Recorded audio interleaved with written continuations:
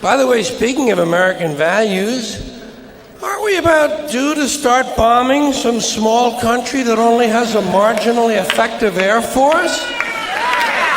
Seems to me like we're a couple of weeks overdue to drop high explosives on helpless civilians. People who have no argument with us whatsoever. I think we ought to be out there doing what we do best, gang, making big holes in other people's countries.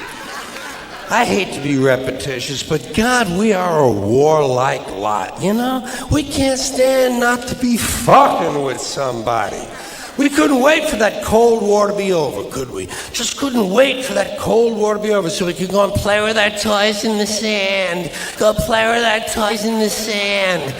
And when we're not invading some sovereign nation or setting it on fire from the air, which is more fun, then we're usually declaring war on something here at home. Did you ever notice that? We love to do that, don't we? We love to declare war on things here in America. Anything we don't like about ourselves, we have to declare war on it. Don't do anything about it, but we just declare war on it. We got a war. It's the only metaphor we have in our public discourse for solving a problem. It's called declaring a war. We got a war on poverty, the war on crime, war on litter, the war on cancer, the war on drugs. But you ever notice there's no war on homelessness, is there? Nah, no war on homelessness. You know why? There's no money in that problem. There's no money in that problem. Nobody stands, it's true, nobody stands to get rich off of that problem. You could find a solution to homelessness where the corporate swine and the politicians could steal a couple of $1 million each. You'd see the streets of America begin to clear up pretty goddamn quick. I'll guarantee you that. I will guarantee you that. Now, so, I got an idea for homelessness. You know what they ought to do? You know what they ought to do? Give the homeless their own magazine. Give them their own magazine. It would make them feel better, for one thing. That's a sure sign of making it in this country. Every group in this country that makes it and arrives at a certain level has its own magazine. You have Working Mother magazine, Black Entrepreneur magazine, Hispanic Business magazine. In fact, any activity engaged in by more than 4 people in this country has got a fucking magazine devoted to it. Skydiving, mountain climbing, snowmobiling, backpacking, bungee jumping, duck hunting, shooting someone in the asshole with a dart gun, jerking off. They probably have a magazine for that. I'm sure they have. I know they have a magazine. Walking. There's actually a fucking magazine called Walking. Look, Dan, the new Walking is out. Here's a good article, putting one foot in front of the other.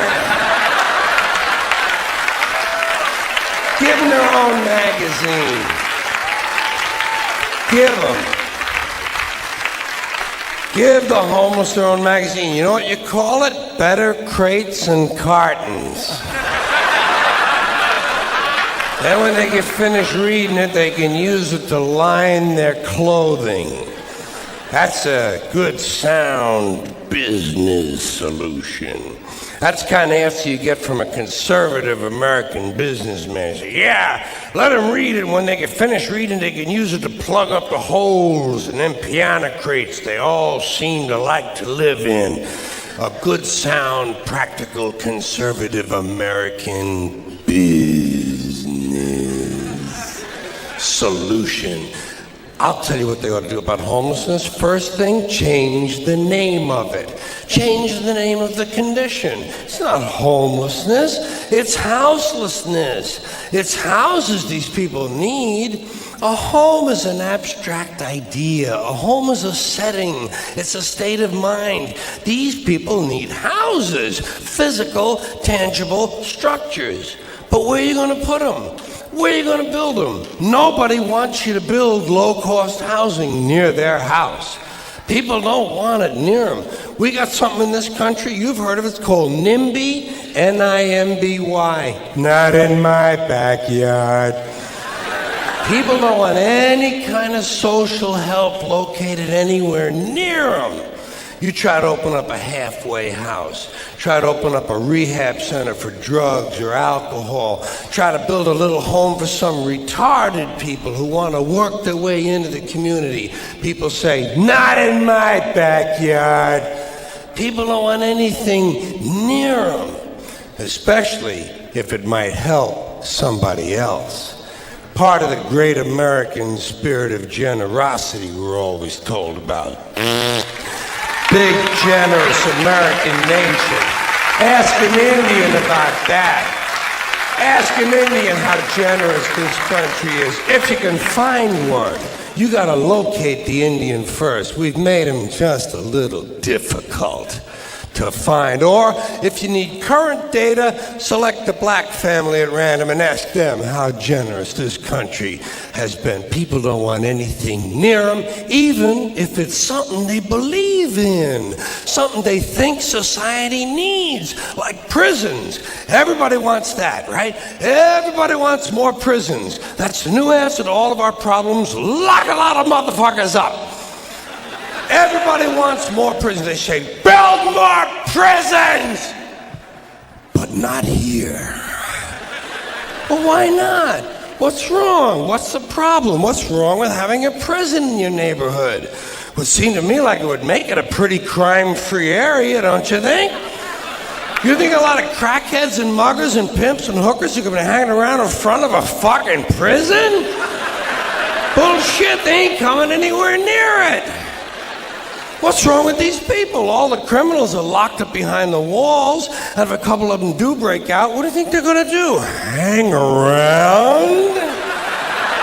Check real estate trends? Bullshit! They're fucking gone! That's the whole idea of breaking out of prison, is to get the fuck as far away as you possibly can. Not in my backyard. People don't want anything near them, except military bases. They don't mind that, do they? No, they like that. Give them an army base, makes them happy. Why? Jobs. Jobs. Self-interest. Even if the base is loaded with nuclear weapons, they don't give a fuck. They say, well, I'll take a little radiation if I can get a job. Working people have been fucked over so long in this country, those are the kind of decisions they're left to make. I got just the place for low-cost housing. I have solved this problem. I know where we can build housing for the homeless. Golf courses. Perfect. Golf courses. Just what we need. Plenty of good land in nice neighborhoods, land that is currently being wasted on a meaningless, mindless activity engaged in primarily by white, well-to-do male businessmen who use the game to get together to make deals to carve this country up a little finer among themselves. I am getting tired, really tired.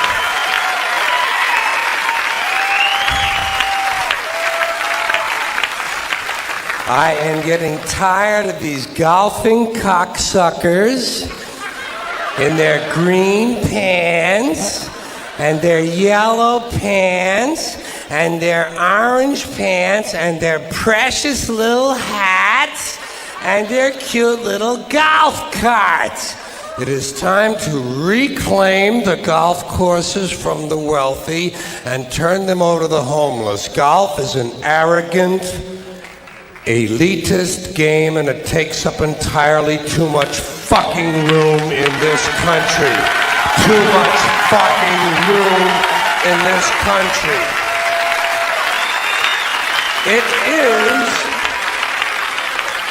It is an arrogant game on its very design alone. Just the design of the game speaks of arrogance. Think of how big a golf course is. The ball is that fucking big. What do these pin-headed pricks need with all that land? There are over 17,000 golf courses in America. They average over 150 acres apiece. That's over 3 million acres. That's 4,820 square miles. You could build 2 Rhode Islands and a Delaware for the homeless on the land currently devoted to this meaningless, mindless, arrogant, elitist, racist. There's another thing. The only blacks you'll find in country clubs are carrying trays. And a boring game for boring people. Did you ever watch golf on television? It's like watching flies fuck. And a mindless game. Mindless. Think of the intellect. Think of the intellect it must take to draw pleasure from this activity. Hitting a ball with a crooked stick and then walking after it. And then hitting it again. I say, pick it up, asshole. You're lucky you found the fucking thing. Put it in your pocket and go the fuck home. Go the fuck home. You're a winner. No chance of that happening. Dorco in the plaid knickers is gonna hit it again and walk some more. Let these rich cocksuckers play miniature golf. Let them fuck with a windmill for an hour and a half or so. See if there's any real skill among them. Now, I know there are some people who play golf who don't consider themselves rich. Fuck them! And shame on them for engaging in an arrogant, elitist pastime. Hey, here's another place we could put some low-cost housing: cemeteries. There's another idea whose time has passed. Saving all the dead people in one part of town? What the hell kind of a superstitious, religious, medieval bullshit idea is that? Plow these motherfuckers up, plow them into the streams and rivers of America. We need that phosphorus for farming. If we're gonna recycle, let's get serious. Thank you. Gotta have a little place to put your stuff during the day, during the evening, whatever it is, don't you? Sure. Everybody's gotta have a little place for their stuff. That's all life is about. That's the meaning of life. Trying to find a place to keep your stuff. That's all your house is. Think of it. That's all your house is. It's a place to keep your stuff. If you didn't have so much goddamn stuff, you wouldn't need a house. You could just walk around all the time.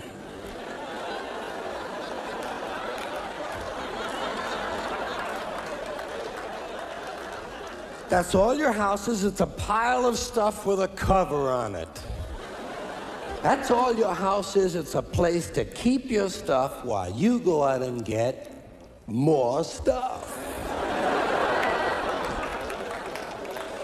Sometimes you gotta move. Sometimes you gotta move. You gotta get a bigger house. Why? Too much stuff. Now, sometimes you go on vacation you gotta bring some of your stuff with you. Can't take all your stuff, just the stuff you really like. The stuff that fits you good that month. You gotta take a smaller version of your stuff. Say you're gonna go to Honolulu for 2 weeks.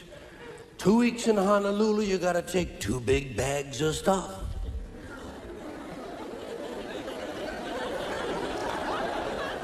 You get to Honolulu, you fly halfway across an ocean. You get to Honolulu, get in the hotel room, and you put away your stuff. That's the first thing you do in a hotel room is put away your stuff. I'll put some stuff here, I'll put some stuff there. You put your stuff over there, I'll put my stuff over here. Here's another place. You put some stuff here. Here's another place over here. Hey, we got more places than we got stuff. We're gonna have to buy more stuff. But you put your stuff away and you know that you're a long way from home and you don't quite feel 100% at home, but you know that you must be okay because you do have some of your stuff with you. And you begin to relax, feel okay. That's when your friend from Maui calls up, says, hey, why don't you come over to Maui for the weekend, spend a couple of nights over here. Oh, shit. Now what do I bring? Can't bring all this stuff. Right, you've got to bring an even smaller version of your stuff. Just enough stuff for a weekend on Maui. And you go over to Maui and you really spread out. Now you've got shit all over the world. You got stuff in the mainland, stuff in Honolulu, you got stuff with you. Supply lines are getting longer and harder to maintain. But you get over there to Maui and they give you a little place to sleep, Little windowsill, and you put your stuff, because you don't have much stuff now, on the windowsill. You put your favorite stuff. Your jumbo-sized Visine, your trim nail clippers, your odor eater's 45-day guarantee, and your Afrin 12-hour decongestant nasal spray. And you begin to relax, That's when your friend says, hey, I think tonight we'll go over the other side of the island, visit my friend, maybe stay over. Oh, shit. No! What do you bring? Well, now you just bring the things you know you're gonna need.